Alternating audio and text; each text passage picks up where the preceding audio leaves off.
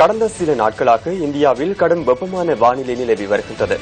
இந்த கடும் வெப்பத்தினால் 1500க்கும் அதிகமானோர் உயிரிழந்துள்ளதாக இந்திய தகவல்கள் தெரிவிக்கின்றன. தற்போது இந்த வெப்பமான வானிலையில் மாற்றங்கள் ஏற்பட்டுள்ளதாக இந்திய வானிலை தகவல்கள் குறிப்பிடுகின்றன. இந்தியாவில் கடந்த சில நாட்களாக பெரும்பாலான பகுதிகளில் 47 செல்சியஸுக்கும் அதிகமான வெப்பநிலை பதிவாகியிருந்தது. இந்த கடும் வெப்பநிலையை தாங்கிக் கொள்ள முடியாது 1500க்கும் அதிகமானோர் உயிரிழந்ததுடன் ஆந்திரா மற்றும் தெலுங்கானாவில் அதிகளவான உயிரிழப்புகள் பதிவாகின.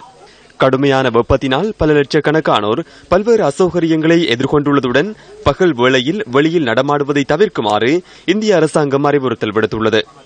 பெரும்பாலும் இந்த காலப்பகுதியில் அதிக வெப்பநிலை நிலவுகின்ற போதிலும் 1995ஆம் ஆண்டுக்கு பின்னர் கடும் வெப்பத்தினால் அதிகளவு உயிரிழப்புகள் இந்த ஆண்டே பதிவாகியுள்ளதாக இந்திய அரசாங்கம் குறிப்பிட்டது.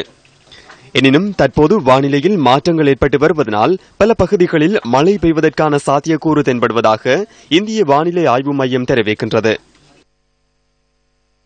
ஒரு இடத்தினுடைய வானிலை காலநிலைன்னு சொல்லிட்டு நிலக்கோட்டுக்கு அருகில் இருக்கிறதா, மலை பகுதியில் இருக்கிறதா, கடல் அருகில் இருக்குதான் தீர்மானிக்கும். ஆந்திராவில் உள்ள பகுதியில் நீங்க எடுத்தீங்கன்னாக்க அந்த காற்றாக ஒரு வறண்ட வெப்பமான நிலப்பரப்பில் பகுதியில் இருந்து அங்க வருகிறது. அதனால அங்க வெப்பம் அதிகரித்துள்ளது. மாகாணத்தில் இந்த காற்றானது வடமேற்கு ஒரு பெரும் வெப்பம் நிலப்பகுதியில் அதிகமா இருக்கு. இந்த மாதிரி நிலை இலங்கைக்கு வரவே வராது. இலங்கை 4 பக்கமும் உங்களுக்கு கடல் இருக்கு. அதனால அருகில் இருக்கிறதுனால உங்களுக்கு வெப்பநிலை ஒரு வெப்ப அலை என்பது வருவதற்கான வாய்ப்பே இல்லை என்று சொல்லலாம்.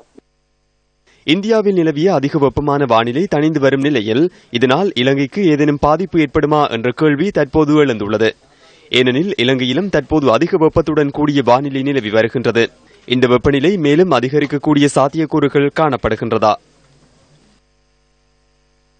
இலங்கை பாரிய கடற்பிரதேசத்தில் சூழப்பட்டிருக்கின்றது. இந்து மகாசமுத்திரத்தினால் சூழப்பட்டிருக்கின்றது. அதனால் இலங்கைக்கு வருகின்ற இந்த உலர் காற்று கடற்பிரதேச காற்றுகளினால் தடுக்கப்படுகின்றது.